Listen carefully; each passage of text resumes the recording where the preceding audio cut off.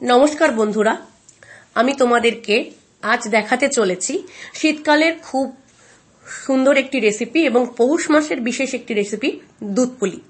দুধ পুলি তোমরা সবাই আশা করি কম বেশি জানো, তবু আমি কিভাবে বানাই সেটা তোমাদের সাথে শেয়ার করি। চলো, প্রথমে আমি কড়াইতে একটু ঘি গরম করতে দিলাম, তারপর দিয়ে দিলাম সুজি। এবার সুজিটাকে দেওয়ার পরে সুজিটাকে খুব ভালোভাবে আমি হাতার সাহায্যে, স্প্যাচুলার সাহায্যে ফ্রাই মতন করে নিলাম। এরপর দিয়ে দিলাম একটুখানি জল।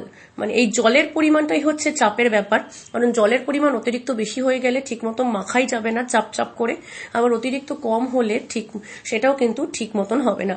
কিন্তু দেখতে পাচ্ছ কথা বলতে বলতে আমি তোমাদের জল দিয়ে দিয়েছি এবং সেই জলের পরিমাণটা তোমরা দেখে বুঝতে পারছো যে ঠিকঠাকই হয়েছে।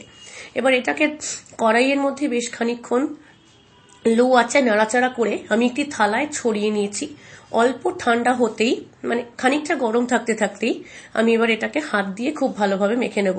হাত দিয়ে বেশ চেপে চেপে না মাখলে কিন্তু, ঠিক যেভাবে আমরা লুচি পরোটার ক্ষেত্রে ময়দা মাখি সেভাবে একটু মেখে না নিলে কিন্তু পুলির শেপগুলো ঠিক মতন দিতে পারবো না। তো ভালো করে মেখে নেওয়াটা খুব জরুরি, তাই জন্য আমি দেখতে পাচ্ছ খুব সুন্দরভাবে হাতের সাহায্যে মেখে নিচ্ছি। এটা কিন্তু এখনো যথেষ্ট গরম আছে, আমার বেশ হাতে দিয়ে মাখতে কষ্ট হচ্ছিল, তাও আমি মেখে নিলাম। আর এবারে আমি এর ভেতরে ক্ষীরগুলো, মানে তোমরা আমার পাটিসাপটার রেসিপিতে যে ক্ষীরটা দেখেছিলে সেটা আমি বেশি করে করে ফ্রিজে স্টোর করে রেখেছিলাম। স্টোর করে তোমরা রাখতেই পারো, কোনো ক্ষতি হবে না।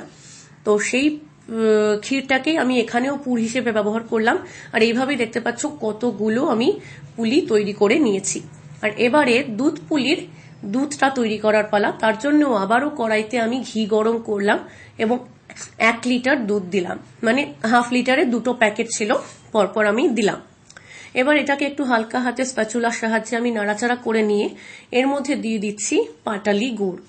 চিনির পরিমাণটা, মানে মিষ্টির পরিমাণটা এমন নয় যে এতটাই দিতে হবে, এতটা না দিলে চলবে না, এরকম নয়। যে কম মিষ্টি খায় সে কম দেবে, যে বেশি মিষ্টি খায় সে বেশি দেবে, মানে সেই অনুযায়ী গুড়টা দেবে। তো এবার গুড়টা হালকা গলতে গলতে আমি দিয়ে দিলাম একটুখানি এলাচের গুঁড়ো। আর তারপরে আবার খুব ভালোভাবে পুরোটাকে হাই ফ্লেমে আমি মিশিয়ে নিচ্ছি।